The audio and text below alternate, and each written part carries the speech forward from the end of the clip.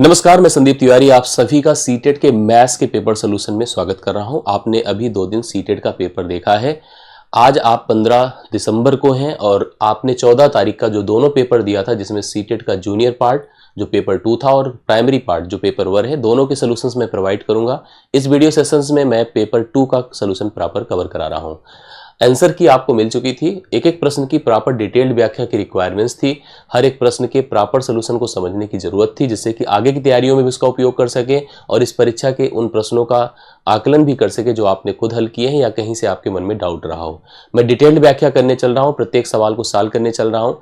मैंने इस सेशन में कंटेंट पार्ट को कवर किया, जो पेपर 2 का कंटेंट पार्ट है उसको कवर किया है। एक दो उन सवालों को भी मैंने लिया है जो कि मैथ्स से रिलेट करते थे, मैथ्स के कॉन्सेप्ट पर आधारित थे। तो रियली आपके लिए जो मैथ्स से संबंधित बैकग्राउंड के अभ्यर्थी हैं उनके लिए बहुत ही जरूरी है कि आप इस पूरे सेशन को इन तक देखें और समझ में आए तो वीडियो को लाइक भी करें और बताएं, अपनी थॉट भी दें हमें, जो लास्ट में वीडियो के इन पर आप दे सकते हैं। पेपर 2 है, आप ध्यान से देखिएगा। और इस पेपर 2 को हमने 14 दिसंबर वाले पेपर को यहाँ पर मैं कवर करने चल रहा हूँ, जो पहले शिफ्ट में हुआ था, अर्थात पेपर 2 हुआ था। पहला सवाल आपके सामने सरलीकरण का सवाल था। आप देख पा रहे हैं यहाँ पर लिखा है 31,096, भाग इसको करना था 27,04 डिवाइड बाई 2 था।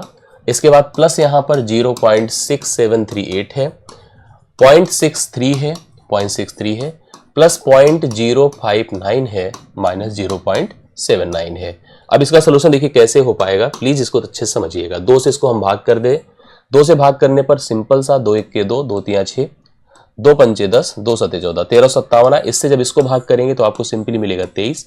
अब आपके सामने है 23 है, 0.6738 है, प्लस 0.63 है, प्लस 0.059 है, माइनस 0.79 है। मतलब यहाँ पर सिंपल जोड़ घटाव है और इस सिंपल जोड़ घटाव का जब सोल्यूशन हम प्राप्त करेंगे तो 23.5728 जो आपको सेकंड में दिख रहा है, ये इस प्रश्न का राइट सोल्यूशन हो जाएगा। आप लोग इस तरह के सवालों को बहुत ही केयरफुली करना चाहिए हम लोग को, कहीं भी, क्योंकि सही हो जाता है, अगर थोड़ा सा ध्यान देंगे तो सही हो जाता है। ज़्यादा मतलब इसमें लॉजिक नहीं होती है, बस केवल थोड़ा सा लॉन्ग प्रोसेस होता है कैलकुलेशन का। तो समझदारी से इस तरह के सवालों को हल करना चाहिए। सेकंड क्वेश्चन 31 नंबर का आपका सही होता है, सेकंड ऑप्शन सही होता है, सेकंड ऑप्शन 23.5728 इस प्रश्न के लिए राइट सोल्यूशन बनकर आएगा। दूसरे सवाल पर चलिएगा।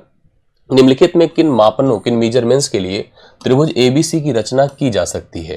त्रिभुज को बनाने की कुछ अलग अलग टेक्निक्स होती हैं। आपको मैं ऑप्शंस लेकर के समझाता जाऊंगा, उससे आप क्लियरली समझ पाएंगे कि त्रिभुज कब पॉसिबल है और कब नहीं है। पहला ऑप्शन देखिएगा, लिखा है एक त्रिभुज जैसे हम बना लेते हैं एबीसी और उसके आधार पर हम ऑप्शंस को रखते चलते हैं। जैसे मान लीजिए इसने कहा कि एक त्रिभुज एबीसी हो और ऐसा हो कि AB का मान 3 हो, BC का मान 4 हो और AC का मान 7 हो। क्योंकि हम सब ने पढ़ा है त्रिभुज की भुजाएं कुछ इस तरह से हो कि किन्हीं भी दो भुजा का जोड़ तीसरी भुजा से बड़ा होना चाहिए, किन्हीं भी दो भुजा का अंतर तीसरी भुजा से छोटा होना चाहिए। जब मैंने 4 और 3 को जोड़ा तो 7 के बराबर हुआ, तो यहाँ पर बड़ा नहीं हुआ, दो भुजाओं का जोड़ तीसरी भुजा से बड़ा नहीं हुआ, इसलिए पहला ऑप्शन यहाँ पर गलत होगा। इसकी मदद से हम त्रिभुज नहीं बना सकते हैं। अब मैं दूसरे पर चलता हूँ, आप सभी को लेकर के ध्यान से देखिएगा। फिर से हम इसी तरह का एक त्रिभुज बनाते हैं, जैसे उसने कहा उसी टाइप से हम मेंशन करते हैं। प्रॉपर्टी जहां जो फिट करेगी उसको हम एक्सेप्ट करेंगे, नहीं करेगी तो उसको हम इग्नोर करेंगे। जैसे हमने फिर से ऐसे त्रिभुज एबीसी को प्लान किया। AB का मान 8 दिया है, BC का मान 4 दिया है, इसने लिखा BCA, कोण BCA, इसको इसने बताया 90 डिग्री, यहां पर इसने इसको 90 बताया है और ABC का मान 60 दिया है, एक कोण आपको 60 डिग्री दिया है। अब देखिए यहां पर 2 कोण दिया है, 2 भुजा दिया है। अब एक चीज हम जानते हैं कि यह कोण बेसिकली त्रिभुज आपका समकोण त्रिभुज बन रहा है, तो 90 के सामने कर्ण होना चाहिए और यहां पर अगर 60 है तो 30 होगा। और कुछ रिलेशंस ऐसे भी होते हैं कि बड़े कोण के सामने की भुजा बड़ी है, छोटे के कोण के सामने की भुजा छोटी है। तो नियमतः तो यह त्रिभुज पॉसिबल है। क्यों त्रिभुज पॉसिबल है? क्योंकि यहाँ पर ऐसा कोई मतलब रिस्ट्रिक्शंस या ऐसा कोई कंट्राडिक्शंस नहीं दिख रहा है। हालांकि इसको आप अभी रखे रहिएगा, बाकियों को चेक करिए। फिलहाल मेरे हिसाब से यह त्रिभुज की पॉसिबिलिटी इससे संभव है। आगे दिखता हूं। अब जैसे यहाँ पर एक तीसरा जो कॉन्सेप्ट, आप तीसरा त्रिभुज देख रहे हैं, जिसमें कहा कि ACB एक त्रिभुज है हमारे पास। ऐसे मैं बना रहा हूं, प्रॉपर मैं डिटेल नहीं उस तरह से प्रेजेंट कर रहा हूं, लेकिन फिर भी ध्यान से देखिएगा। अब इसको थोड़ा सा इस टाइप से बना दीजिए कि लगे कि हाँ ACB का मान आपका, जैसे इस तरह से बने कि ACB का मान आपका जो है लगे कि 120 है। देखिए ACB इसने 120 अर्थात अधिक कोणीय त्रिभुज हुआ। ABC, अब यहां पर अगर हम इसको ऐसे देखिए थोड़ा सा प्रेजेंट करते हैं कि यह A था, यह B था और ये C था। ACB 120 है, ABC 25 दिया है, 25 डिग्री, AC बराबर BC, अर्थात इसका जो सेंस है वो समद्विबाहु त्रिभुज की तरफ जा रहा है, इसका जो लॉजिक है समद्विबाहु की तरफ जा रहा है। यह 120 है या 25 है, तो एक चीज तो हम यहां से तय कर सकते हैं, तो इसका मान 35 डिग्री होगा, 35 होगा, 30 20 50 60 180 करेक्ट होगा। त्रिभुज के तीनों अंतःकोणों का जोड़ 180 होता है। अब जब सभी भुजाएं अलग अलग सभी कोण अलग अलग हैं, तो दो भुजाएं बराबर कैसे हो सकती हैं? जब किसी ने लिखा है कि AC बराबर BC, AC और BC को उसने बराबर प्रेजेंट किया है, जो पॉसिबल ही नहीं हो सकता, क्योंकि अगर किन्हीं त्रिभुजों के त्रिभुज की दो भुजाएं बराबर हैं तो वह समद्विबाहु त्रिभुज है। समद्विबाही मतलब आइसोसेलेस, और अगर वह समद्विबाहु त्रिभुज है, भुजाएं दो बराबर है, तो उनके विपरीत कोण भी बराबर होने चाहिए, जबकि कोण यहाँ पर अलग अलग हैं, तो यह त्रिभुज भी पॉसिबल नहीं हो सकता है। इसको भी आप तीसरा इग्नोर कर दीजिएगा। अब आते हैं हम चौथे में। देखिए यहाँ पर भी स्थिति आपके सामने है कि AB बराबर 5, मैं ऐसे फिगर बना लेता हूं, इसने हमसे देखिए ऐसे मैं प्रेजेंट करता हूं कि ABC एक त्रिभुज है, AB को 5 बोला है, BC को 6 बोला है, ABC 130 है। यहां पर थोड़ा उसी टाइप से फिगर बनेगा जैसे ये वाला बनाया था, 130 मैंने ऐसे लिख दिया यहां पर। BAC बराबर 25, BAC बराबर 25। हम यहां पर इस कोण को भी डिसाइड कर सकते हैं कितना होगा, क्योंकि आप इसको भी 25 कह सकते हैं। अब सुनिए क्यों 25 25 50 50 30 180, मतलब ये दोनों कोण समान हैं, तो दोनों की विपरीत भुजाएं समान होनी चाहिए, जो पॉसिबल नहीं है, जो यहाँ पर है नहीं पॉसिबिलिटी, तो इस समय यह भी त्रिभुज आपका पॉसिबल नहीं होगा। तो इसका मतलब सेकंड ऑप्शन इस प्रश्न का राइट सोल्यूशन है, जहां पर AB का मान 8 है, BC का मान 4 है, कोण BAC 90 है और ABC का मान 60 है। तो दो भुजाएं दो कोण दिया गया था, कोई कंट्राडिक्शन नहीं है, कोई ऐसी बात नहीं जिसकी वजह से हम त्रिभुज नहीं बना सकते हैं। तो बी ऑप्शन को आप इस प्रश्न का राइट सोल्यूशन अगर किए हैं तो बेहतर है, और यही इस प्रश्न का सही सोल्यूशन होगा। आशा करता हूं सबको समझ में आया होगा। नेक्स्ट सवाल पर आइए, तीसरा देखिएगा, 33 नंबर इस सीट का था। आपको यहाँ पर एक प्रॉपर फैक्टराइजेशन, हर बार इस तरह के सवाल आपको फेस करने को मिलते हैं। क्वेश्चन में दिया है, देखिए ध्यान से, 20 PQR plus 4 PQ plus 45 PR square minus 60 PQR minus 6 RP के गुणनखंडों में से एक गुणनखंड निम्न है। मतलब अगर हम इसका प्रॉपर फैक्टराइजेशन करें तो उस फैक्टराइजेशन में कौन ऑप्शन से मैच करता है, अर्थात कौन इसका एक फैक्टर बनेगा। अब इसके लिए तरीके समझिए। पहले तो आप इसके फैक्टराइजेशन के पूरे, भाई देखो फैक्टराइजेशन में लोग ट्रिक बढ़ा पाना, मतलब सेट कर पाना पॉसिबल नहीं हो पाता है। हम ऑप्शन की मदद से भी जा सकते हैं कि अगर कोई एक फैक्टर होगा तो उनकी जो वैल्यू होगी या वो मान जो होगा इसको पूरी तरह से संतुष्ट करेगा, सेटिस्फाई करेगा, तभी वह उसका एक फैक्टर हो सकता है। तो हम ऑप्शंस के सहारे भी जा सकते हैं। ऑप्शन के सहारे के अलावा अगर हम चाह रहे हैं तो हम कैलकुलेशन भी, ऐसा नहीं कि नहीं कर सकते, कैलकुलेशन भी हम कर सकते हैं। हम इसको थोड़ा सा बस ये देख रहे हैं कि यहाँ पर अभी 5 टर्म है, हम इसको 6 टर्म में कन्वर्ट कर सकते हैं। कैसे देखिएगा, ये जो 60 PQR है इसको मैं दो पार्ट में ब्रेक कर दूं, 30 PQR और 30 PQR, दोनों नेगेटिव रहेंगे, ठीक है, दोनों नेगेटिव रहेंगे, ये भी क्योंकि माइनस माइनस आपका जुड़ जाएगा। अगर हम देखिए यहाँ पर लिखते हैं 20 PQ स्क्वायर और माइनस 30 लिख देते हैं, यहाँ पर माइनस 30 PQR कर दिया, और यहाँ पर हम लिख लेते हैं 4 PQ प्लस 4 PQ, और इसके बाद इधर चलते हैं 45 PR square minus 30 PQR minus 6 RP, correct है। अब हम कॉमन की तरफ चलते हैं। अगर देखिए इन तीनों में, जैसे हम 3 का ग्रुप बना दें, इसको और इसको ग्रुप बना दिए, कॉमन देखिए आपको क्या दिख रहा होगा, 2 दिख रहा है सबसे पहले, और PQ प्रत्येक से दिख रहा है। PQ हमने कर लिया, 2 PQ दिखा होगा आपको। अब जब 2 PQ दिख रहा है, देखिए यहाँ पर क्या क्या बचेगा आपको, यहाँ पर Q बच रहा होगा, दिख रहा होगा साफ साफ Q दिख रहा है, नहीं क्यों अगर हम इसको इससे डिवाइड करते हैं तो 10 बच रहा होगा, 10 Q बच रहा होगा, करेक्ट है, और माइनस यहाँ पर 15 R दिख रहा होगा, प्लस यहाँ से 2 PQ चला गया है तो प्लस 2 बच रहा होगा, ठीक है, प्लस इतना बच रहा होगा। इसी प्रकार से अगर इधर चले आए, या हम इसमें 2 का भी सेंस बना सकते हैं, 2 के सेट में भी जा सकते हैं। फिलहाल अभी ऐसे ही चलिएगा तो आपको समझ में आ जाएगी चीजें क्या हो रही हैं। हम 20 यहाँ पर PQ, मतलब एक चीज और देखिएगा, मुझे जो समझ में आ रहा है कि अगर हम लोग यहाँ पर 20 PQR और माइनस 30 और 4 PQ, हम लोग यहाँ पर 20 PQ स्क्वायर देख रहे हैं, 4 PQ देख रहे हैं, 4 PQ देख रहे हैं, और हमने 30 PQR रख दिया है, ठीक है, और हमने 2 PQ कॉमन कर दिया है, तो 10 Q बचा माइनस 15 R। मतलब ये देखो इस तरह से जाने में टाइम टेकन तो प्रोसेस होता ही होता है। फिर भी और देख लीजिए, जैसे आगे स्थिति देखिए, यहाँ पर क्या आपको कॉमन दिख रहा है, यहाँ पर हम 3 देख रहे हैं ना, और 3 PR हमको दिख रहा है कॉमन, 3 PR दिख रहा है कॉमन, 3 PR अगर हमने कॉमन कर दिया तो यहाँ पर 15 R बचेगा भाई, 3 15 45 होता है, माइनस 10 Q बचेगा, 10 Q बचेगा, और माइनस 3 दूना 6 2, हमारे पास PR निकल चुका है, केवल 2 बचेगा। अब ऐसी स्थिति में देखिए आपको यहाँ पर 10P, मतलब हम इन दोनों में से कॉमन देखिए क्या हो रहा है, 10Q है माइनस 15R है प्लस 2 है, 10Q है माइनस, अब यहाँ पर थोड़ा सा एक साइन, अगर हम लोग इस बीच की साइन को पलट दें, इसको माइनस कर दें तो इसकी साइन पूरी तरह से चेंज हो जाएगी। मतलब हम इसको ऐसे लिख सकते थे, देखिए ध्यान से, अगर हम वहां पर देख रहे हैं कि जो हमारे पास ये प्लस था ना, अगर इसको माइनस बना दें तो इनकी सभी साइन बदल जाएंगी, सभी साइन बदलेंगी तो माइनस 15 हो जाएगा, ये प्लस हो जाएगा और ये भी प्लस हो जाएगा, तो एकदम सेम दोनों मैच कर जाएंगे। ऐसी स्थिति में हम लिख सकते थे, बाहर देखिए क्या लिख सकते थे, 10Q माइनस 15R प्लस 2, अगर हम अलग कर लें तो मेरे सामने और क्या बचेगा, 2PQ माइनस 3PR। अब अगर हम इसमें से भी चाहें ना तो P हमें कॉमन दिख रहा है, P कॉमन दिखेगा तो बचेगा क्या, 2Q माइनस 3R। ये 3 टर्म बनेंगे, एक टर्म A बना, एक टर्म A बना, एक टर्म A बना। लॉन्ग प्रोसेस होता है इस तरह से, अगर हम लोग जा रहे हैं तो लॉन्ग प्रोसेस हम लोग कर रहे हैं, ठीक है। इस हिसाब से 2Q माइनस 3R कहीं पर है तो वही आपका एक फैक्टर होगा। अच्छा, एक जो सबसे बढ़िया तरीका मैं जो समझ पा रहा हूं उसको आप लोग देखिएगा तो आपको क्लियर हो जाएगा। कैसे, अगर आप इसको जैसे मान रहे हैं कि यह फैक्टर है तो आप इसको समझो 2Q माइनस 3R बराबर 0 कर दें, तो 2Q बराबर 3R कर दें, तो इसका मतलब हम Q बटा R लिख दें तो यहां पर हो जाएगा 3 बटा 2। Q का मान 3 मानिए, R का मान 2 मानिए और सब्स्टिट्यूट करिए। अगर सब्स्टिट्यूट करने पर यह 0 हो जाता है तो यह इसका एक गुणनखंड था, मैंने रखा, देखिए जैसे हमने कहा Q का मान कितना मानिए 3 और R का मान 2। और एक चीज और ध्यान दीजिएगा, जैसे इसमें एक चीज और भी कनेक्टेड है कि P, अब P अगर एज ए फैक्टर था, क्योंकि P वैसे भी देख रहे हैं आप लोग को सब जगह पर P कॉमन दिख रहा है, तो P एज ए फैक्टर है तो P को बाहर ही कर दीजिए।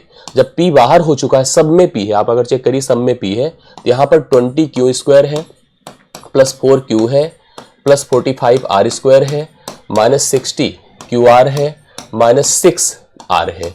अब आपको क्या करना है, मैंने क्या बताया, Q की जगह 3 रखना है और R की जगह 2। Q की जगह 3 रखना है, R की जगह 2, 3 3 9 और 20 9 180 हो गया, प्लस 4Q, Q की जगह फिर से आपको कितना रखना है, 3 4 3 12 हो गया, प्लस रखिए 45R², 45R², R² का मतलब 4 हो जाएगा, 45 गुणे 4 कितना होता है, 180 हो जाएगा, इसको भी आप रख सकते हैं। माइनस 60 गुणे देखिए 3 दूना 6, 6 4 के 36, 360 हो गया, माइनस 6R, R मतलब 6 दूना 12, देखिए 12 12 से खत्म, 180 180 360 इससे खत्म, 0 हो गया, तो इसका मतलब सेकंड ऑप्शन ही इस प्रश्न का सही उत्तर है, क्योंकि P तो वैसे भी कॉमन था सब में। तो ऐसे सवालों को हल करने का तरीका है जूनियर का भाई, एक अच्छा खासा सवाल तो 3-4 सवाल अलजेब्रिक आपको जो दिखते हैं ना वो बहुत स्टैंडर्ड होते हैं, उन पर अच्छा खासा ध्यान हमको देना पड़ता है। तो अगर आप में से किसी ने सेकंड ऑप्शन लगाया है तो सही है।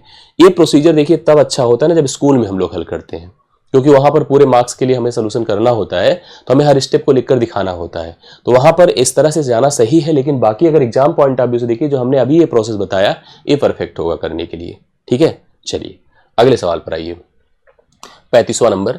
कुछ संख्याएं हैं, संख्याएं देखिए क्या क्या है आपके पास, संख्याएं हैं 12 13 14 और सवाल इसी तरह से बढ़ते बढ़ते 70 और 71 है।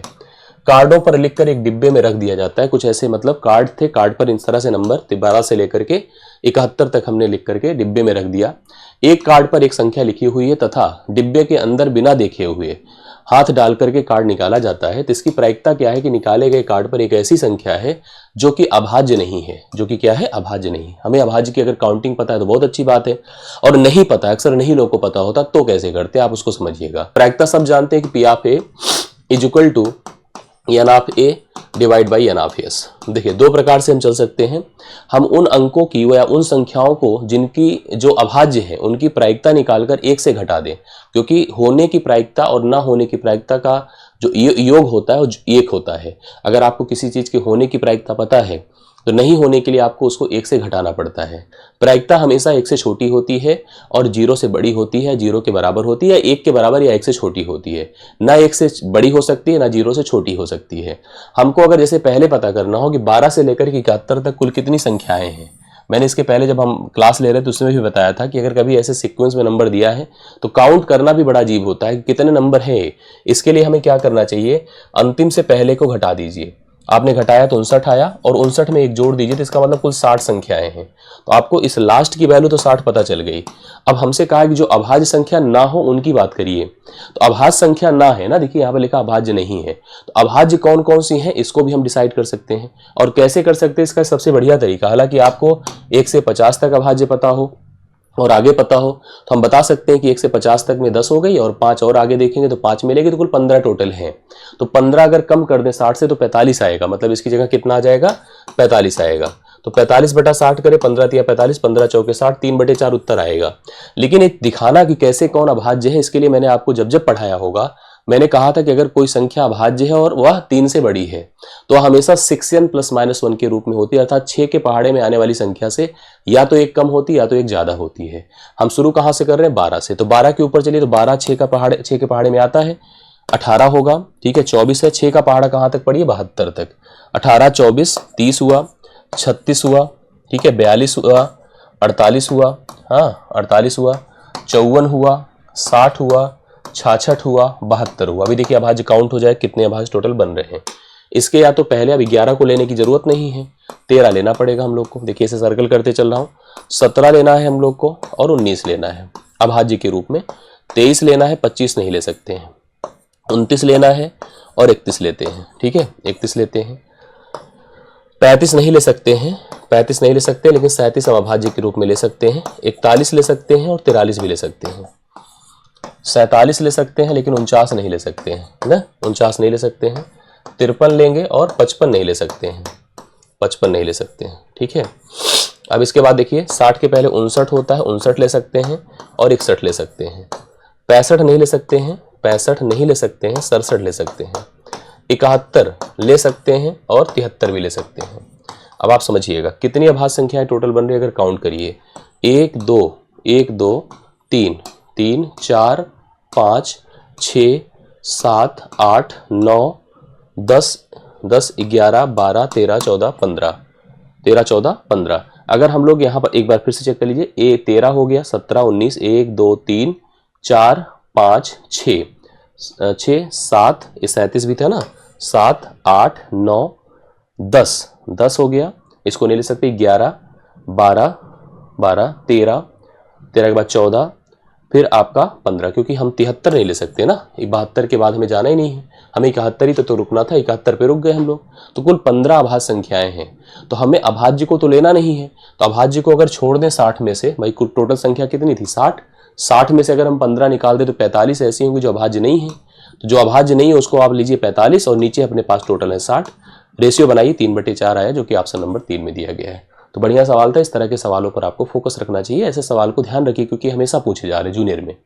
आगे बढ़ता हूं मैं, निम्न में कौन सी संख्या मानक रूप, मानक फॉर्म होता है स्टैंडर्ड फॉर्म, जिसमें से संख्याओं को लिखने के कई सारे तरीके होते हैं। कभी कभी हम संख्याओं को भिन्न रूप में लिखते हैं, दशमलव रूप में लिखते हैं, संख्याओं को हम पूर्णांक रूप में लिखते हैं। संख्याओं को लिखने का एक तरीका होता है जिसे कहते हैं स्टैंडर्ड रूप। जैसे कभी हम रुपए को लिखते हैं तो हम पॉइंट के बाद 0 लगाते हैं, डेसिमल नंबर का उपयोग करते हैं। ऐसे स्टैंडर्ड फॉर्म में जब भी कभी संख्याएं लिखी जाती हैं तो उसका अपना एक बेस का नंबर होता है, मतलब एक बेस होगा, और बेस के साथ साथ अगर हम कह दें कि एक हमारे पास एक नंबर होगा जिसे हम लोग यहाँ पर नंबर मतलब संख्या जो भी हम आप लिखें, अगर हम उसे स्टैंडर्ड फॉर्म में लिख सकते हैं तो हमारे पास जो वैल्यू लिखी होती संख्या, नंबर जो लिखा रहेगा, वो नंबर हमेशा 1 से 10 के बीच रहता है, 1 से 10 के बीच रहता है। उसके साथ एक बेस लगेगा, बेस हमेशा जो हमारा नंबर सिस्टम का बेस होता है 10 होगा, और उसके ऊपर लगी एक पावर होगी, करेक्ट है। तो नंबर हमेशा 1 से 10 के बीच में होगा, क्योंकि हम लोग जो है डेसिमल नंबर के जो सिंबल्स होते हैं उन्हीं का उपयोग करते हैं। अब जैसे अपने पास अगर इस समूह की बात किया जाए तो 45 जो है 1 से 10 से बीच नहीं है। आप चाहे तो इसको लिख सकते थे 4.5 × 10⁻, हम बढ़ा देते, उस हिसाब से लिखना चाहे तो लिख सकते थे। दूसरा नंबर हमारा जो है 8.5 × 10⁻⁻12 है। यहाँ जो संख्या है वो 1 से 10 के बीच में है, तो इसकी तो पॉसिबिलिटी बन रही है। इसकी पॉसिबिलिटी भी नहीं बनेगी क्योंकि 1 से छोटा है, इसकी भी पॉसिबिलिटी नहीं बनेगी क्योंकि 1 से बड़ा है, इसकी भी पॉसिबिलिटी नहीं बनेगी 1 से बड़ा है। तो सेकंड ऑप्शन अगर आपने लगाया तो इस प्रश्न के लिए राइट सोल्यूशन है 8.5 × 10⁻⁻12 इसके लिए सही सोल्यूशन माना जाएगा। तो 38वां सवाल का सही उत्तर आपका ये है, ठीक है, इसको ध्यान दीजिएगा। अगला सवाल, किसी समलंब मतलब ट्रेपीजियम ABCD की जो समांतर भुजाएं हैं, ए बी और सी डी के बीच की दूरी 12 सेंटीमीटर। दो समांतर भुजाएं ए बी और सी डी हैं और उनके बीच की दूरी 12 सेंटीमीटर है। ए बी जो है सी डी से छोटा है, मतलब सी डी बड़ा है, ए बी छोटा है। सी डी का मान 24 है और ए डी और बी सी 13 है। तो इस समलंब का क्षेत्रफल, किसी भी समलंब चतुर्भुज का जो क्षेत्रफल होता है 1/2 गुणे समांतर भुजाओं का योग गुणे उनके बीच की दूरी होती है। अब इसमें पहले समलंब को बनाइए, देखिए कैसे बनेगा। देखिए ये बनाया, दो भुजाएं जो समांतर हम बनाने जा रहे हैं, क्योंकि इसने कहा ए बी छोटा है सी डी से, इसको ध्यान में रखना पड़ेगा हम लोग को। ये देखिए हमने ऐसे बनाया, डेवलप किया, ठीक है, ये बनाया हमने, इसको सी डी बोला। अब आप दोनों को समांतर पहले बोलिए। और इसने कहा सी डी का मान 24 है, मैंने लिखा 24, देखिए प्रॉपर, ये 24 सेंटीमीटर यहाँ से यहाँ तक है। और इनके बीच की दूरी, देखिए उसने बोला था, हमने बना भी दिया, ये है 12। ये देखिए यहाँ पर मान लीजिए एक्स पर आकर परपेंडिकुलर बनाया है, इनके बीच की दूरी 12 सेंटीमीटर है। इसमें जो AD है वो भी 13 है और BC है वो भी 13 है। अगर इस समलंब का मुझे नाम बताना हो तो मैं कहूँगा इसे आइसोसेलेस ट्रेपीजियम, समद्विबाहु समलंब कहा जाता है, जब उनकी असमांतर भुजाएं बराबर होती है। अभी 13-13 बराबर है, तो असमांतर अगर बराबर है तो इसे आइसोसेलेस ट्रेपीजियम कहेंगे। क्षेत्रफल निकालना है तो हमें समांतर भुजाएं A और A, इनका योग चाहिए, इनके बीच की दूरी चाहिए। अब A भुजा तो हमें पता नहीं है, ये भुजा पता नहीं है, हम इसको आराम से निकाल सकते हैं। सुनिए, अगर ये समकोण त्रिभुज है, ध्यान देखिए, अगर हम इसी की बात करें यहाँ से यहाँ तक, अगर ये समकोण त्रिभुज है तो पाइथागोरस का नियम वर्क कर रहा है। ये 13 है, 12 है, तो कितना होना चाहिए? 5 होना चाहिए, एकदम 5, 12, 13 का जो पाइथागोरियन ट्रिपलेट होता है। नहीं तो पाइथागोरस का नियम लगाइए आप लोग, क्योंकि 90 के सामने कर्ण है, एक भुजा आपकी लंब है और एक भुजा आधार है। अच्छा, अगर यहाँ से भी इस पर ऐसे लंब डालें तो यह भी 5 ही होगा, 13 है तो 12 ही होगा। अगर ये 5 है यहाँ और ये भी 5 है तो 5 5 कितना? 10। अगर हम 10 को 24 से निकालें तो यह लेंथ कितनी होगी? 14 ही होगा ना। अगर ये 14 है तो ये भी कितना होगा? 14। मतलब ये जो सेकंड हमारे पास पैरेलल साइड है 14 है। एरिया क्या होता है? 1/2 सम ऑफ द पैरेलल साइड, 14 + 24, मतलब ए भुजा ले लीजिए और ए भुजा ले लीजिए, गुणे उनके बीच की दूरी कितनी है? 12। अब इसको प्रॉपर मल्टीप्लाई करिए, देखिए आंसर आएगा। 2 से इसको डिवाइड करें, 6 बार गया। 14 और 24 का जो जोड़ होगा, 4 2 8, 4 4 8 हुआ, 2 1 3 हुआ, 38 गुणे 6 कर दिया। 24 10 34 4 38 गुणे 6 8 48 होता है, 6 3 18 4 22 होता है। 228 यूनिट स्क्वायर जो भी सेंटीमीटर है, सेंटीमीटर स्क्वायर इसका राइट सोल्यूशन होगा। चौथा ऑप्शन इस प्रश्न के लिए करेक्ट हल माना जाएगा। क्लियर हो गया? सबको समझ में आया होगा मेरे ख्याल से। बहुत ही आसान सा सवाल था, बस केवल थोड़ा सा अगर पकड़ हमें है ज्योमेट्री के मेंसुरेशन के उन फिगर्स की जिनकी रिक्वायरमेंट्स होती है हमारे यहाँ, तो हम आराम से इस सवाल के सोल्यूशन को कर सकते थे। अब ये भी देखिए मेंसुरेशन का ही सवाल है, थोड़ा थ्योरेटिकल है, थोड़ा लर्निंग बेस्ड है, लेकिन फिर भी हमको करना चाहिए मैथ के हिसाब से। 12 सेंटीमीटर भुजा वाले एक ठोस घन, एक हमारे पास क्यूब था जिसकी प्रत्येक भुजाएं 12 थी। करेक्ट है? एक घन था जिसकी प्रत्येक भुजाएं क्या थी? 12 थी। हमने क्या किया, इस घन को लिया और इसको हमने पिघलाया। देखो यहाँ लिखा होगा, इसको काटा, छोटे छोटे ठोस घनों में काटा जाता है जिनमें से प्रत्येक की भुजा 4 सेंटीमीटर है। छोटे छोटे घनों में काटा जाता है ऐसे, और इन सब की प्रत्येक की भुजा 4 है। प्रत्येक की भुजा क्या है? 4 है। ऐसे हमारे पास कुल कितने घन बनते हैं, पहले इसको डिसाइड करना पड़ेगा। भाई हम इसको पिघला करके छोटे छोटे घनों में बना रहे हैं। पहले तो इसकी भुजा कितनी? सब 12 है। भाई 12 12 12 ऐसे लिख दिया हमने। और इसको जो हम पिघला रहे हैं, इसकी सारी भुजाएं कितनी बन रही हैं? 4 की बन रही हैं। तो हमसे इसने कहा, पढ़िएगा, प्रारंभिक घन कि कुल पृष्ठीय क्षेत्रफल, कुल पृष्ठीय मतलब टोटल सरफेस एरिया, तथा इस प्रकार बने नए छोटे घनों के कुल पृष्ठीय क्षेत्रफल के बीच का संबंध क्या होगा।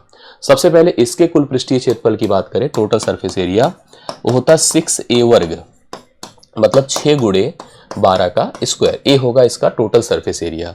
अब इसके लिए एक चीज और ध्यान देना है कि सबसे पहले तो आप बताओ कितने टोटल घन बने हैं। तो इसकी अगर संख्या पता करनी है तो इसके मालूम, भाई एक चीज ध्यान दीजिएगा, जब भी किसी धातु की वस्तु को पिघलाकर, गलाकर, मेल्ट करके हम नई चीजें बनाते हैं, आयतन में परिवर्तन नहीं आता है।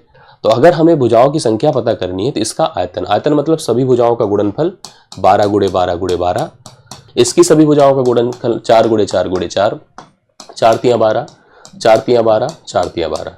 तो कितने घन बनेंगे बताइए? 27। कितने घन बनेंगे? 27। अब एक घन का सरफेस एरिया क्या है? एक घन का सरफेस एरिया कितना होगा टोटल? TSA 6 × 4 का वर्ग, लेकिन घन टोटल कितने हैं? 27। तो 27 से गुणा कर दीजिए। अब हमको आपको यही को कंपेयर करना है दोनों को। जैसे कंपेयर करिए तो यही हमसे पूछा है, देखिए अलग अलग स्टेटमेंट लिखा है। नया कुल पृष्ठीय क्षेत्रफल नया ही सब जगह लिखा है तो नए को ऊपर रख दीजिए, नए को ऊपर रख दीजिए 6 4 a वर्ग गुणे 27 और पुराने को, प्रारंभिक मतलब पुराना, पुराने को नीचे रख दीजिए 6 × 12 का होल स्क्वायर। इनके बीच क्या रिलेशन बनेगा पहले निकाल लीजिए, फिर उसी से मैच करा लीजिएगा। 6 6 से खत्म हुआ, 4 चौके 16 होता है, 12 बराबर में 144 होता है, 16 9 144 होगा, 9 3 27 होगा, 3 गुना हो जाएगा। जो नया हमारे पास बनकर आ रहा है उसका टोटल सरफेस एरिया, क्योंकि सरफेसेस ज़्यादा हो जाते हैं ना, जब आप काटते हैं किसी चीज़ को तो उसके सरफेसेस बढ़ने शुरू हो जाते हैं, तो सरफेसेस 3 गुना बढ़ जाते हैं। यहाँ पर देखिए यही लिखा है, नया कुल पृष्ठीय क्षेत्रफल प्रारंभिक कुल पृष्ठीय क्षेत्रफल का आधा हो जाता है। ये गलत बात है, ये गलत है। नया कुल पृष्ठीय क्षेत्रफल प्रारंभिक कुल पृष्ठीय क्षेत्रफल का दुगुना, ये भी गलत है। नया कुल पृष्ठीय क्षेत्रफल प्रारंभिक कुल पृष्ठीय क्षेत्रफल का 1/3 गलत है, बल्कि जो हमारा प्रारंभिक था वो 1/3 हो गया था। नया कुल पृष्ठीय क्षेत्रफल प्रारंभिक कुल पृष्ठीय क्षेत्रफल का 3 गुना हो जाता है। बिल्कुल सही बात है। आपने देखा कि जो नया हमारा टोटल सरफेस एरिया आया है, पहले के जो टोटल सरफेस एरिया था उसका ट्रिपल हो गया, 3 गुना हो गया है। इस सवाल के लिए राइट सोल्यूशन आपने देखा जो आपके सामने है, जो कि आपको चौथे ऑप्शन में देखने को मिल रहा है। अगले सवाल पर आइएगा। मीनू ने श्यामपट्ट पर कुछ कक्षाएं लिखकर उनको, ये लर्निंग का सवाल था लेकिन फिर भी हमने इसको लिया है कंटेंट में, क्योंकि यहाँ पर कंटेंट का उपयोग है। मीनू ने श्यामपट्ट पर कुछ संख्याएं लिखकर उनको बढ़ते क्रम में व्यवस्थित करके इस प्रकार लिखा, 2 < 7 < 9 अगर आप इसको समझेंगे ना तो यह असेंडिंग आर्डर है। क्या है? असेंडिंग आर्डर, जिसे आरोही क्रम कहते हैं। असेंडिंग आर्डर है जिसे हम लोग आरोही क्रम कहते हैं। अगर ये आरोही क्रम में है, आरोही क्रम का मतलब छोटे से बड़ा हो रहा है। अब कह रहा है प्रत्येक संख्या को किसी एक समान -1/2 से गुणा कर देते हैं, मतलब हम आधा करते हैं बट नेगेटिव करके आधा करते हैं। तो दो चीजें यहाँ पर अब इसके हिसाब से हमें जो संख्याओं के क्रम में परिवर्तन होगा उसी को डिसाइड करना है। एक बात मैं आपको बता दूं, जैसे अगर मैंने लिखा है 5 और लिखा है 2, अब आप बताइए कौन बड़ा है? आप कहोगे सर 5 बड़ा है। अगर मैं एक नेगेटिव का मल्टीप्लीकेशन मैं दोनों में करूं, जैसे मैं आधा ही करूं सपोज करो, तो -5/2 हो जाएगा और ये -2/2 हो जाएगा। अर्थात इसका मान कितना होगा? -2.5 होगा और इसका मान 1 होगा। अब बताइए कौन बड़ा हो गया? नेगेटिव में आप जानते हैं संख्या जितनी छोटी होगी उसका अमाउंट उतना बड़ा होता है, मतलब अभी ये बड़ा हो गया। जब भी नेगेटिव में दोनों पक्षों में मल्टीप्लिकेशन होता है तो साइन अल्टर हो जाती, साइन बदल जाती है। यही चीज होगा अगर मैं सबको आधे से गुणा करता हूं, आधे मतलब 1/2 से, तो 2 को जब करेंगे तो -1 हो जाएगा, 7 को करेंगे -7/2 अर्थात 3.5 हो जाएगा, 9 को करेंगे -4.5 हो जाएगा और 12 को करेंगे तो -6 हो जाएगा। अब अगर हम क्रम की बात करें तो यहां पर तो सबसे बड़ा अब ये हो गया, फिर ये हो गया, फिर ये हो गया, तो इस हिसाब से देखा जाए तो अभी ये घटता क्रम हो गया। क्या हो गया? घटता क्रम। अगर ये घटता क्रम है तो इसे हम आरोही कहेंगे। क्या कहेंगे? सॉरी, अवरोही कहेंगे। आरोही तो पहले से ही था, अब इसको हम लोग क्या कहेंगे? अवरोही कहेंगे, मतलब डिसेंडिंग ऑर्डर कहेंगे। अवरोही क्रम कहेंगे अर्थात डिसेंडिंग ऑर्डर हम लोग इसको कहते हैं। अब आप सुनने चलिए, संख्याओं का अवरोही क्रम अभी भी वही रहेगा, गलत बात है, क्योंकि पॉजिटिव से मल्टीप्लिकेशन तो किए नहीं, अगर पॉजिटिव से किए होते तो वही रहता। संख्याओं का माध्य समान रहेगा, माध्य का इससे कोई लेना देना नहीं, हालांकि माध्य को सोचा जा सकता है, ठीक है, माध्य भी आधा हो जाएगा ना, उसी हिसाब से बदल देगा। आरोही क्रम बदलकर अवरोही, आरोही क्रम बदलकर अवरोही क्रम हो जाएगा। आरोही क्रम में पदों की संख्या में कोई परिवर्तन नहीं, उसको छोड़ दी। तीसरा ऑप्शन इसके लिए राइट सोल्यूशन होगा। जो आरोही क्रम था अर्थात असेंडिंग ऑर्डर था, it will change into the form of descending order, मतलब अवरोही क्रम में परिवर्तित हो जाएगा। तो इसका सही सोल्यूशन आपका तीसरा ऑप्शन है। तो तीसरा ऑप्शन लगाइएगा, इस प्रश्न के लिए राइट सोल्यूशन है। आगे बढ़ते हैं, इसको पढ़िए। क्वेश्चन क्या है आपका? निम्न आंकड़े एक खिलाड़ी द्वारा उसके खेले गए पिछले 11 मैचों के लिए गए विकेटों की संख्या दर्शाता है। उसने विकेट लिया था कुछ मैचेस में, 1 है, 0 है, आप देख पा रहे 1 है, 0 है, 2 है, 4 है, 0 है, 3 है, 1 है, 1 है, 2 है, 4 है, 1 है। इन आंकड़ों के माध्य मतलब योग बटा संख्या, माध्य मतलब योग बटा संख्या, बहुलक मतलब सबसे ज्यादा बार जो आया है आंकड़ा, सबसे अधिक बार आने वाला आंकड़ा, जो सबसे अधिक बार आया है उसकी बात होती है। बहुलक का अंतर पूछ रहा है, हमें माध्य निकालना है, हमें बहुलक निकालना है, दोनों के बीच का डिफरेंस करना है। तो चलिए, ओरल है, ऐसी कोई बड़ी बात नहीं है, जोड़ते हैं। 4 1 5, 5 2 7, 7 1 8, 8 1 9, 9 3 12, 12 4 16, 16 2 18, 1 19। करेक्ट है। जोड़ कितना आया? योग 19 आया। संख्या देखिए, 1 2 3 4 5 6 7 8 9 10 11, टोटल 11 है। ये हो गया माध्य। अब आती है बात बहुलक की। बहुलक मतलब जो सबसे ज्यादा बार आया है, आप खुद ही आंकड़ों में चेक करें। एक एक एक एक एक ही 4 बार, कुल 11 आंकड़ों में 4 बार तो अकेले एक ही है। तो बहुलक जो होगा जेड जिसको कहते हैं हम लोग, वो 1 हो गया। दोनों के बीच का डिफरेंस करना है। 19/11 माध्य था और बहुलक है 1, मतलब 1 घटाना है। 1 घटाने का मतलब सीधा सीधा आप 19 - 11/11 कर दीजिए, तो 8/11 हो जाएगा। 8/11 सेकंड ऑप्शन इस प्रश्न का राइट सोल्यूशन होगा, जो दोनों के बीच का डिफरेंस है। माध्य 19/11 था, बहुलक 1 था, दोनों के बीच का डिफरेंस 8/11 हो गया। इस सवाल के लिए राइट सोल्यूशन आपका 8/11 है, नोट कर लीजिएगा। अगले सवाल पर आइएगा। अब इस सवाल को देखिए, इस क्वेश्चन में क्या बोला है। किसी तिर्यक रेखा द्वारा दो समांतर रेखाओं के प्रतिच्छेदन से बने संगत कोण, संगत को कहते हैं हम लोग यहाँ पर करिस्पॉन्डिंग एंगल्स। हाँ, जैसे हमारे पास दो समांतर रेखाएं हैं, एक तिर्यक रेखा है, तो संगत करिस्पॉन्डिंग कौन होता है? ए होता है। ए कोण इसके संगत होता है। संगत हमेशा समान होते हैं। आपको पता होगा तिर्यक रेखा द्वारा समांतर रेखाओं के प्रतिच्छेदन से बने दो संगत कोण इतने इतने दिए गए हैं। तो हमसे एक दूसरा मान पूछा है 4x + 30 का, मतलब बेसिक रिक्वायरमेंट ये है कि आपको ये दो कोण दिए हैं जो संगत है, मतलब एक यहाँ पर लिखा होगा, एक यहाँ पर लिखा होगा। जैसा कि मैंने आपको बताया संगत कोण बराबर होते हैं, तो हम लिख सकते हैं 3x - 20 बराबर 5x - 60। अब इस हिसाब से अगर इसको इधर कर दे तो 2x होगा और इसको इधर कर दे तो ये 40 होगा। x बराबर 20 हो गया। अब अगर x का मान आया तो हमें इसकी वैल्यू फाइंड करनी है ना।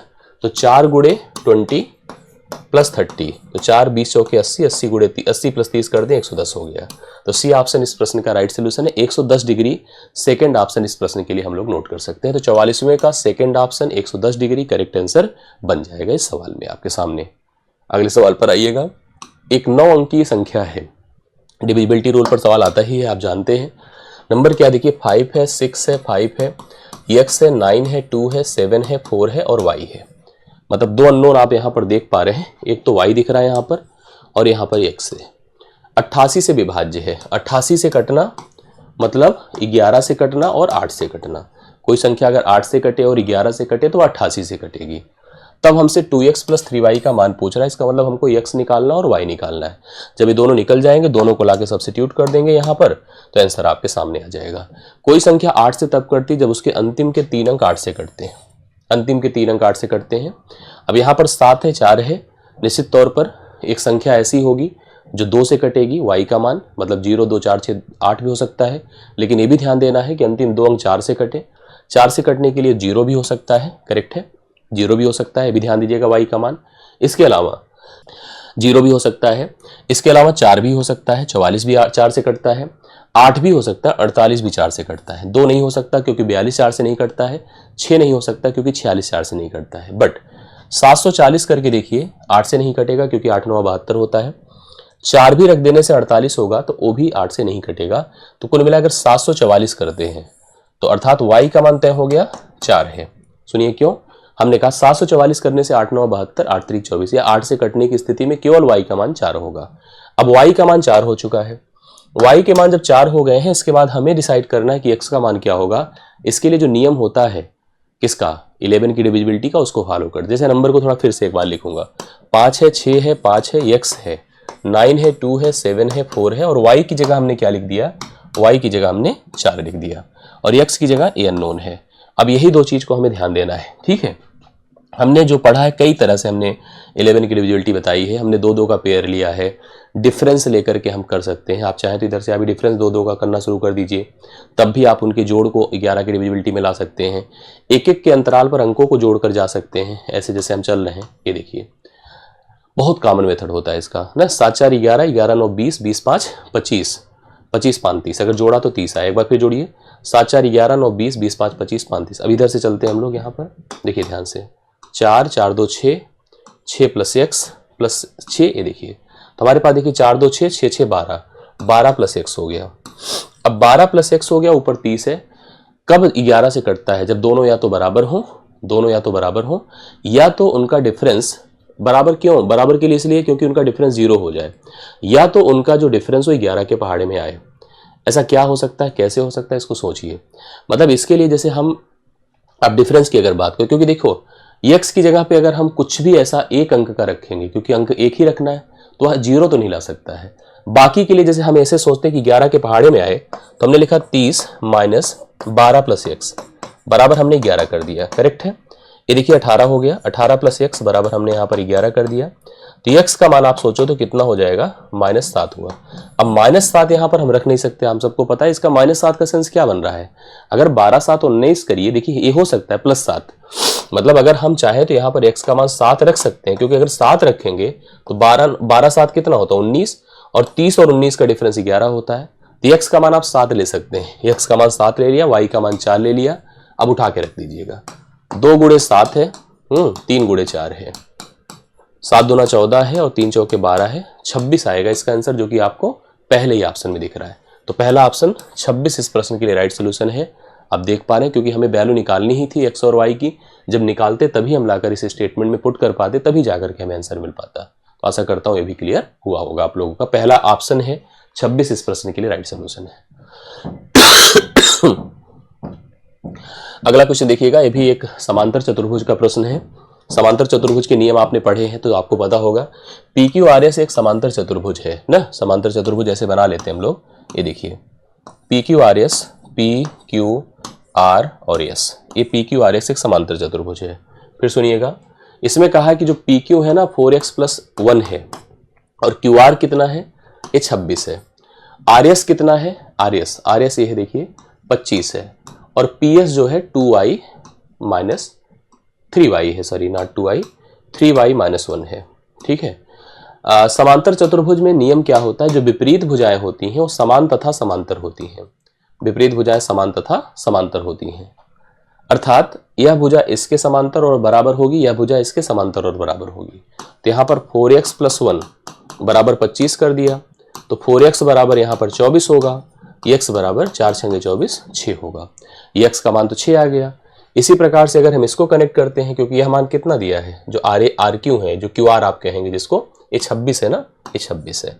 तो लिखिए 3y - 1 बराबर 26, तो 3y बराबर 27, तो y का मान कितना हो जाएगा 9।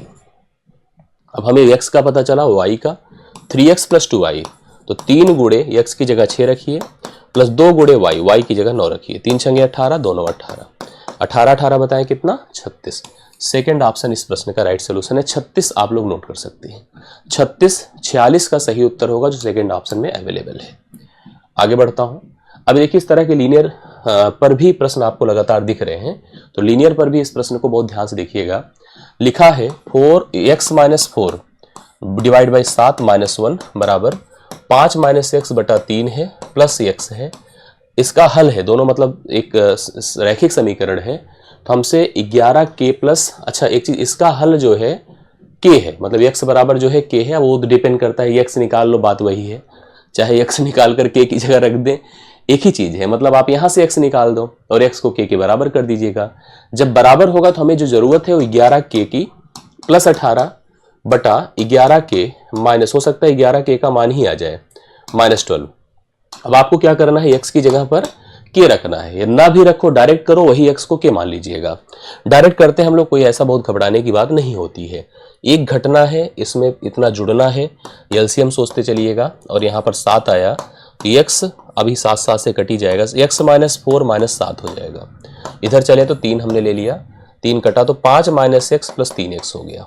तो देखिए आगे बढ़ते हैं हम लोग यहाँ पर। अब आगे बढ़ने में हम इसको क्या लिख सकते हैं, x - 11 बटे 7 बराबर, यहां से लिख सकते हैं 3x से x निकलेगा तो कितना 2x हो जाएगा, प्लस 5 बटे 3। अब इसको थोड़ा क्रॉस मल्टीप्लाई करिए, तो क्रॉस करेंगे मल्टीप्लीकेशन तो कितना हो जाएगा बताइए, 3x - 11, 3x - 33 नॉट 11, मैंने क्रॉस मल्टीप्लीकेशन किया, और उधर जाइए तो कितना हो जाएगा 7 दूना 14x प्लस 7 बचे 35। अब आपको x को इधर करना है तो 11x होगा, और ये इधर जाएगा तो -33 प्लस 35, -33 और -35 तो -68 हो जाएगा।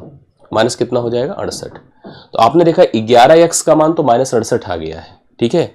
और आपको जैसा पता है, मैंने पहले से कहा था ना कि हो सकता है मान ना निकालना पड़े, डायरेक्टली आंसर आ जाए। तो हमको 11x का मान पता चला, और x की वैल्यू किसके बराबर है, k के। इसका मतलब आप कह सकते हो 11 के बराबर ही -68 है। अब जब 11 के बराबर -68 है, तो पुट करिए -68। यहाँ पर हमको रिक्वायरमेंट हमारी क्या है, देखिए आप पहले से ही आपको पता है 11 के प्लस 18 डिवाइड बाई 11 के -12। 11 के की जगह आप -68 रख दो, -68 प्लस 18 और यहाँ पर -68 -12। इससे अब आपका नेगेटिव वाली झंझट भी खत्म हो जाएगी। आप चेक करो तो आपको समझ में आ जाएगा। दोनों को जो इसमें घटाना पड़ेगा ना, यहाँ से कितना हो जाएगा -50। ऊपर देखिए अगर 68 से 18 घटा दे तो -50 और 60 10 70 70 10 80, ये देखिए 80 होगा, वो भी माइनस माइनस माइनस से खत्म, 0 0 से खत्म। तो 5/8 इस प्रश्न का राइट सोल्यूशन होगा जो तीसरे ऑप्शन में है। 5/8 इस प्रश्न का राइट सोल्यूशन है जो कि तीसरे ऑप्शन में अवेलेबल है। तो 47वें का सही उत्तर आपके सामने है, करेक्ट है। आगे बढ़ते हैं। किसी पंचभुज, पंचभुज मतलब पेंटागन, जो कि पॉलीगन का एक बहुत ही इंपॉर्टेंट पार्ट होता है।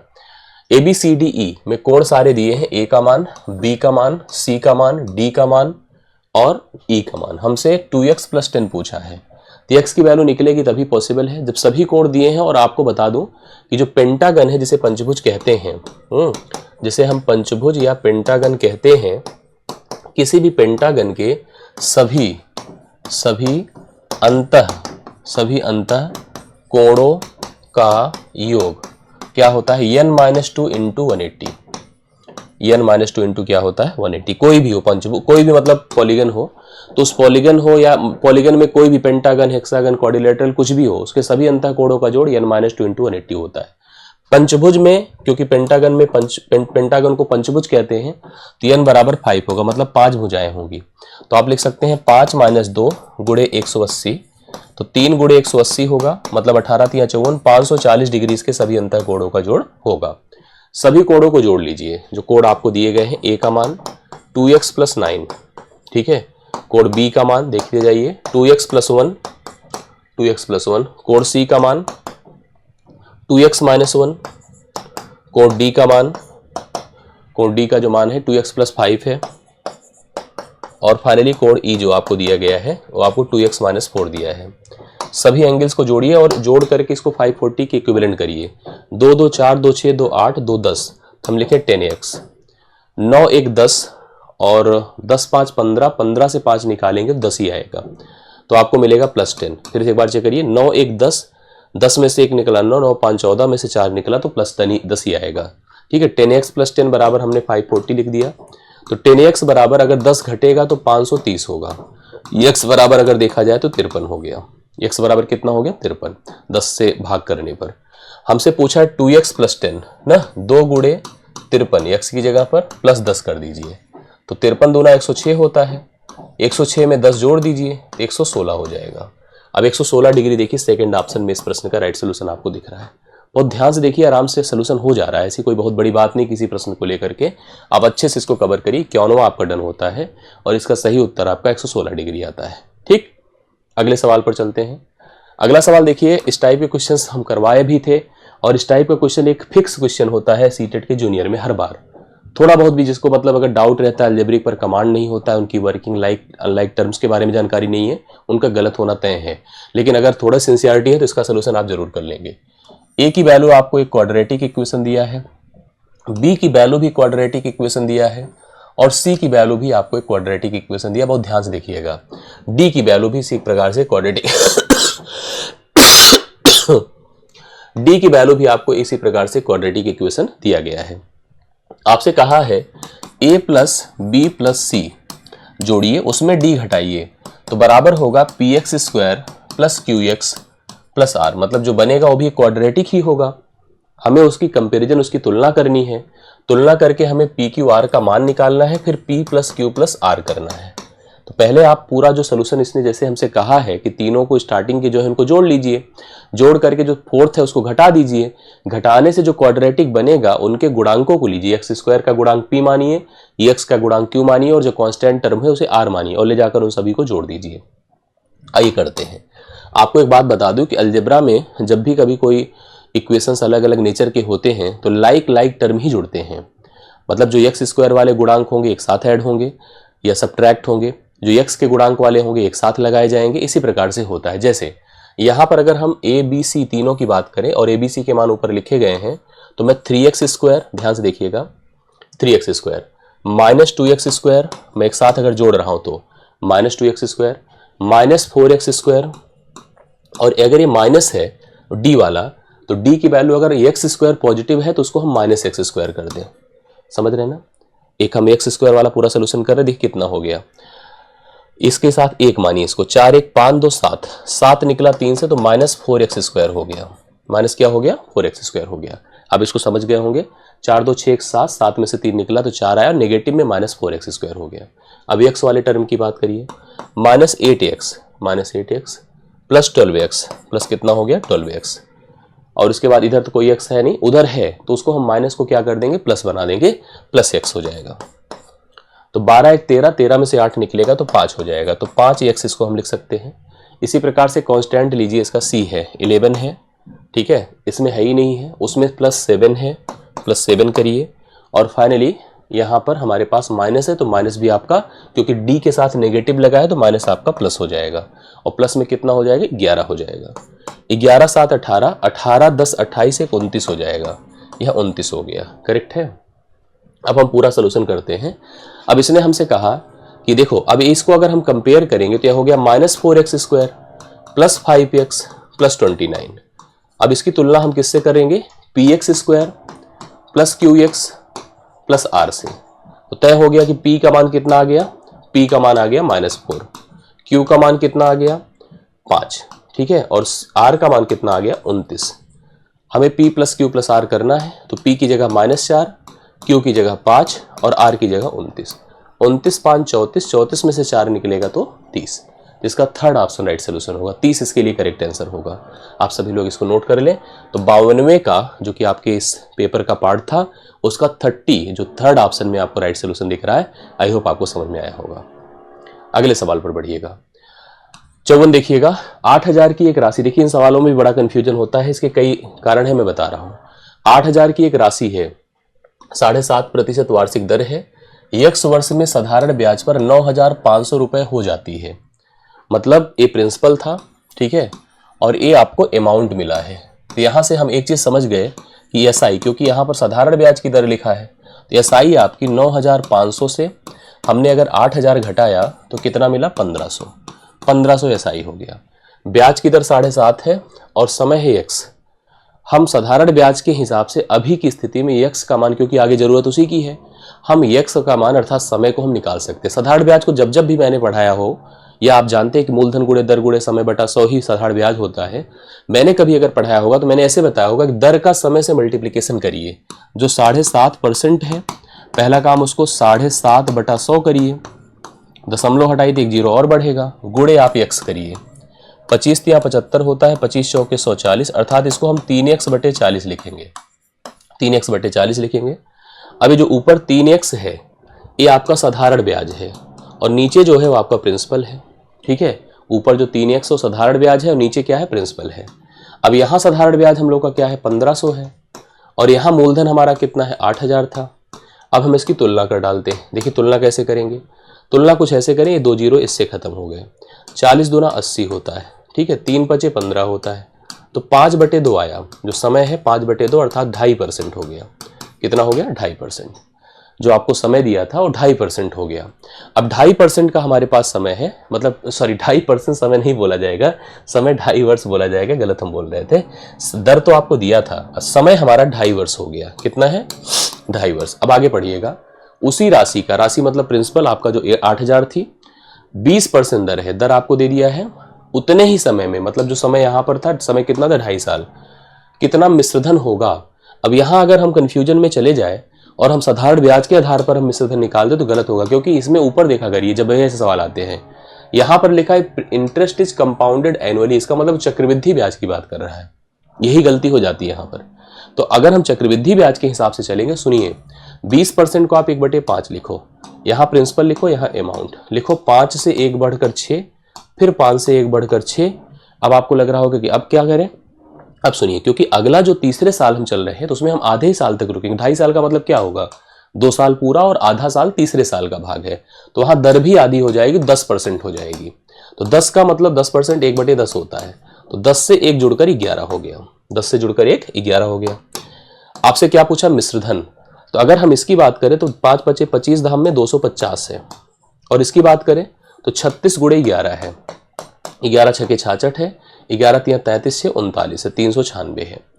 अब आपको इसी से प्रिंसिपल से अमाउंट निकालना है। जैसे इस प्रिंसिपल की बात करो 225, और यहाँ पर एक्चुअल प्रिंसिपल तो 8,000 है जो हम लोग को सामने दिया है 8,000। 396 का मान हम लोग को पता करना है, किसका मान देखिए कितना हो जाएगा। कैसे कैलकुलेट करेंगे देखिए, ये है 5 पचे 25 होता है, 5 16 बार 80, देखिए 160 हो गया, फिर 5 से करिए, 5 तिया 15, 5 2 32 से 32 गुणे अगर मैं 396 करता हूँ, ठीक है, 2 छंगे 12 होता है। अगर हम 32 की बात करें तो अंतिम में देखिए 2 में एक ही ऑप्शन है, 12,672 12,672 इस प्रश्न के लिए राइट सोल्यूशन होगा, जो आपको अमाउंट के रूप में मिलेगा। ऑप्शन नंबर 3 इस प्रश्न के लिए सही उत्तर होगा। तो सही सोल्यूशन तीसरा ऑप्शन है इस प्रश्न के लिए। आप लोग करेक्ट आंसर नोट कर लीजिएगा। आशा करता हूँ अभी समझ में आया होगा। प्रश्न पर थोड़ी सी निगरानी रखनी पड़ती है, सही एनालिसिस करनी होती है, तब जाकर के हम सही आंसर कर पाते हैं। अगले सवाल पर आइए। यक्स वह न्यूनतम संख्या है जिसे 2605 में से घटाने पर वह पूर्ण वर्ग हो जाती है। मतलब एक मिनिमम नंबर आप सोचो जो 2605 में घटाएं तो वह पूर्ण वर्ग हो जाए। अब पूर्ण वर्ग होना मतलब अगर आसपास की बात करो तो 25 का वर्ग मतलब 50 का वर्ग 2500 होता है। 51 की बात करिए, देखिए ऐसे सोचते हैं अगर हम लोग वर्ग की बात ही करें तो 51 का वर्ग अगर सोचिए, देखिए क्या होता है, 1 होगा, 5 5 10 होगा, ठीक है, 5 5 25 होगा। अब सुनिए, 1 हुआ, 0 हुआ, 25 1 26, 2601 पूर्ण वर्ग है और यह 2605 है।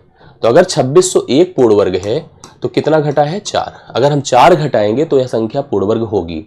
इसका मतलब x का मान कितना हो गया, 4। अब आपसे पूछा है 4x + 7 का मान बताइए, तो 4 गुणे 4 + 7 हो गया, 4 चौके 16, 7 कितना होता है, 23। इस सवाल के लिए राइट सोल्यूशन सेकंड ऑप्शन है। 23 करेक्ट आंसर है, आप लोग देख लीजिएगा, 23 करेक्ट आंसर है। और इस सवाल के लिए एकदम सही वर्डिंग है। मतलब आपने देखा कि x की वैल्यू 4 आई, इसको बहुत ध्यान से देखना पड़ता है, पूर्ण वर्ग पर फोकस होना चाहिए। 50 का वर्ग 2500, 51 का वर्ग 2601 होता है, जो जस्ट 4 कम है, उसने कहा न्यूनतम संख्या जो कम करने से पूर्ण वर्ग बन जाए, तो उस हिसाब से x का मान 4 आया। और 55वें सवाल का सही उत्तर आपके सामने कितना है, 23, क्योंकि 4 को उठा के रखना है, यूज करना है। आगे बढ़ता हूं। निम्न में कौन सी परिमेय संख्या -7/10, ध्यान से देखिएगा, -7/10 और -1/4 के बीच में स्थित है। जो ऑप्शंस दिए गए उनमें से कौन सा इनके बीच में स्थित है, इसका सेंस क्या होता है। अगर हम नंबर लाइन की बात करें तो नंबर लाइन पे देखिए स्थिति होगी, भाई यहाँ 0 होगा, यहाँ -1 होगा। ये दोनों नंबर ना यहीं पर हैं, अर्थात ये कहीं पर -0.7 है, हाँ, ये क्योंकि इसका अर्थ ही होगा 0.7। और इसकी बात अगर किया जाए तो 0.25 है, तो यहाँ पर कहीं होगा 0.25। इसका मतलब सारे जो नंबर्स ऑप्शंस में दिए गए हैं या तो इससे मतलब 0.7 के बिलो या तो 0.25 के अबव, इसी के बीच में होने चाहिए। इसको हमें प्रयास करना है। अगर हम किसी की बात करें, जैसे हम इसकी बात करें, अब यहाँ पर जैसे 0 है तो 0 तो बहुत ही मतलब ना पॉजिटिव है ना निगेटिव, तो पॉसिबल नहीं हो सकता, इसको छोड़ दीजिए, इसको छोड़ दीजिए। अब आगे देखते हैं हम लोग यहाँ पर, जैसे बात हम और ऑप्शंस की करें, यहाँ पॉजिटिव है 2/3, तो ये भी नहीं हो सकता है, क्योंकि पॉजिटिव तो 0 के ऊपर होता है, तो ये भी नहीं हो सकता है। अगर हम इनकी बात करें, देखिए जैसे यहाँ पर सोचिए, यहाँ पर सोचिए, तो ये जो मान है, ध्यान देखिएगा, ये मान अगर हम इसकी बात करें तो ये -0.75 है, जो इसके ऊपर चला जाएगा, मतलब इससे भी छोटा हो जाएगा एक तरह से, तो ये भी नहीं हो सकता है। तो ले देकर अपने पास ये चौथा ऑप्शन है, क्योंकि इसकी अगर सारी वैल्यूज की बात करिए तो माइनस में 8 से भाग करिए, दशमलव लगाकर, 8 छंगे 48, 0.6 समथिंग करके आएगा, पॉइंट क्या आएगा, 6 समथिंग, इसके बिलो ही है, देखिए यहाँ पर है। इसकी बात करें भी 0.66 समथिंग होगा, वहीं पर रहेगा, 5 छंगे 30 से 0.6 एग्जैक्टली होगा। तो कुल मिला के लगभग ये सारे मान यहीं पर हैं, सेटल्ड है। चौथा ऑप्शन इसके लिए राइट सोल्यूशन होगा, चौथा ऑप्शन इसके लिए राइट सोल्यूशन होगा। नेगेटिव का भी बहुत ख्याल रखना पड़ता है, पॉजिटिव का भी, और साथ साथ फ्रैक्शनल्स जो रिलेशंस होते हैं उनको तो बहुत ही केयर करना है, तभी ऐसे प्रश्नों का उत्तर हम कर पाते हैं। तो चौथे सवाल का सही उत्तर, 56वें सही सवाल का सही उत्तर चौथा ऑप्शन है, जो आप देख पा रहे हैं। ठीक है, अगले सवाल पर आइए। त्रिज्या देखिए, अब यहां पर इसको समझिएगा, त्रिज्या 25 सेंटीमीटर वाले एक पहिया था जिसकी त्रिज्या कितनी है, 25 सेंटीमीटर, ये है, द्वारा 350 चक्कर लगाने में तय की गई दूरी हमें मीटर में बतानी है। हम 25 सेंटीमीटर पहिए त्रिज्या वाले एक पहिए से लेकर हम 350 चक्कर लगाते हैं, तो हमें इस कुल दूरी को मीटर में बताना है, जिसमें पाई का मान हमें 22/7 यूज करना है। पाई का मान कितना करना है, मैं आपको बता दूं, कोई पहिया जो एक चक्कर लगाता है तो एक चक्कर में वो अपनी परिधि के बराबर दूरी तय करता है। कोई पहिया एक चक्कर में अपनी परिधि के बराबर दूरी तय करता है। और परिधि क्या होती है किसी पहिए की? परिधि होती है 2πr। क्या होती है? 2πr। जब पहिया एक रोटेशन करता है ना, पूरा संपूर्ण घूमता है, तो अपनी परिधि कवर करता है और परिधि के बराबर वह एक चक्कर में दूरी तय करता है। जैसे कभी हम किसी गाड़ी में बैठे तो हम किसी दूरी को तय करते हैं, तो हमें जान लेते हैं, काउंट कर सकते हैं कि वो उसका जो व्हीकल, जो गाड़ी है, बस है, कार है, उसका पहिया उस दूरी को तय करने में कितनी बार घूमा होगा। जो उसकी व्यास है, जो उसकी रेडियस है, रेडियस से हम उसकी अगर हम परिधि निकाल दें, लेंथ आप बाउंड्री निकाल दें, तो उससे हम बता सकते हैं कि एक चक्कर में उसने इतनी दूरी तय करी होगी। पहिए का हमें रेडियस पता है, उसने इतने चक्कर लगाए थे, हमें कुल दूरी को, डिस्टेंस को बताना है। तो हम सबसे पहली चीज एक लेंथ मतलब एक चक्कर में तय की गई दूरी निकाले। एक चक्कर में तय की गई दूरी पहिए की परिधि होगी। ये लिख दिया मैंने, एक चक्कर में तय की गई दूरी। ठीक है, एक चक्कर में कितनी दूरी उसने तय करी है। और यह डेटा भी ध्यान रखना कि सेंटीमीटर में है। तो हम सब जानते हैं 2πr होता है, 2 गुणे 22/7 रखा और r का मान हमने 25 रखा। अभी कुछ कटौट नहीं रहा, इसे छोड़ दीजिए। यह हमारा सेंटीमीटर में है। किस में है? सेंटीमीटर में है। अब हमसे कहा गया कि उसने कुल कितने चक्कर लगाए? 350। तो टोटल डिस्टेंस अगर हमें निकालना है, टोटल डिस्टेंस, ठीक है, तो टोटल डिस्टेंस क्या होगा? 350 गुणे 2 गुणे 22/7 गुणे 25। अब ये हमारे पास लेंथ क्या है? सेंटीमीटर है। अगर यह सेंटीमीटर है तो इसको हमें मीटर में बनाने के लिए 100 से भाग करना होगा। किससे? 100 से, क्योंकि मीटर, 1 मीटर 100 सेंटीमीटर होता है। 1 मीटर क्या होता है? 100 सेंटीमीटर होता है। अब देखिए जो पॉसिबल हो, जैसे 25 चौके 100 होता है, 7 × 5 = 35 होता है, 50 हो गया। 4 से अगर देखा जाए 2 दूना 4 होता है, 2 से करा 11 हो गया, 11 × 5 = 55। 550 चक्कर लगाया था, जो कि आपको सेकंड ऑप्शन में दिख रहा है। इस सवाल का सही उत्तर सेकंड ऑप्शन है। 550 चक्कर, सॉरी 550 चक्कर नहीं, चक्कर तो 350 था। 550 मीटर की दूरी उसने तय किया था। कुल दूरी जो है इतने चक्कर लगाने के बाद उसने कितनी तय करी थी? 550 मीटर। करेक्ट है। अगले सवाल पर आइए। सवाल देखिए, रेखा AB है। एक रेखा है हमारे पास, देखिए ऐसे AB हमने ऐसे बना दिया। A है और क्या है? B है। परिस्थित एक बिंदु O है, यहां पर एक बिंदु O है। AB की एक ही ओर, AB की एक ही तरफ, इधर ही 2 किरणें हैं, एक OC है और एक क्या है? OD है। एक OC है और एक क्या है? OD है। इस प्रकार खींची गई हैं कि OC और OD एक दूसरे के साथ लंब है। लंब का मतलब यहां दोनों के बीच परपेंडिकुलर बना, 90 डिग्री बना है। ये 90 डिग्री है। तो हमसे कहा AOC यह x है, BOD ये 3x है। तो हमको BOD की वैल्यू पूछ रहा है कि इसका मान एक्चुअली क्या होगा। आपको बता दूं कि एक रेखा, एक सरल रेखा पर जो बना कोण होता है, अगर कोई बिंदु ऐसे आकर मिलती है तो हमेशा 180 डिग्री का कोण बनाता है। अगर 180 डिग्री का कोण बनाता है तो इन सभी का जोड़ 180 अंश होना चाहिए। जोड़िए, कितना होगा? x + 90 + 3x बराबर 180 कर दीजिए। 3x और x मिलकर 4x होते हैं। 4x बराबर इसको 90 कर दीजिए। तो x का मान आपका 4 से भाग करिए तो कितना हो जाएगा? 45/2, एक प्रकार से 22 सही 1/2 हो जाता है। तो आप इसको 45/2 ही रखिए, 90/4 रखिए, 45/2। लेकिन इसने हमसे कहा क्या? देखिए पढ़िए, आपसे इसने कहा क्या कि इसका हमें इसका मान बताना है, तो जो कि 3x है। तो 3 गुणे 45/2 कर दीजिए। 3 गुणे 45/2 का मतलब क्या हो जाएगा? 135/2, और 135/2 मतलब 67 सही 1/2 हो जाएगा, जो कि ऑप्शन नंबर 4 में दिया गया है। इस सवाल का सही उत्तर 67 होल 1/2 होगा। कोड BOD अगर आपसे पूछा, दिस विल बी 3x और x की वैल्यू कितनी आई थी? 45/2। x की वैल्यू 45/2, जो ये वाला मान होगा, ये तो 90 ही था, और यह मान आपका 67.5 डिग्री हो जाएगा, जो राइट सोल्यूशन होगा आपका। ये अगला सवाल देखिए आपके सामने क्या है। किसी वस्तु का क्रय मूल्य 750 रुपए है। किसी वस्तु का जो क्रय मूल्य मतलब लागत, निवेश जिसे कहते हैं, 750 है। इसके अंकित मूल्य पर 24% की छूट देकर 608 रुपए में बेचा जाता है। यदि इस वस्तु को इसके अंकित मूल्य पर ही बेचा जाए तो कितने लाभ, मतलब इसका लाभ प्रतिशत क्या होगा। दरअसल ये सिस्टम है कि कोई दुकानदार किसी वस्तु को खरीदता है, उसके दाम को निर्धारित करता है, फिर छूट देकर बेचता है। एक दुकानदार ने क्या किया, वस्तु को 24% की छूट पर, अब 24% को हम क्या लिख सकते हैं, 24/100 लिख सकते हैं, बिल्कुल लिख सकते हैं, 24/100 लिख सकते हैं। इसका मतलब क्या हुआ, 4 × 24 होता है, 4 × 25 = 100, अर्थात जिस वस्तु का प्राइस उसने 25 बताया था उसको उसने 6 कम करके 19 में बेचा था। अब इस 19 का मान हमको पता है कितना, 608 में बेचा था उसने। अब हमको सबसे पहले पता करना है कि उसका अंकित मूल्य क्या था। 19 दूना 38, 19 त्रिक 57, 19 दूना 38।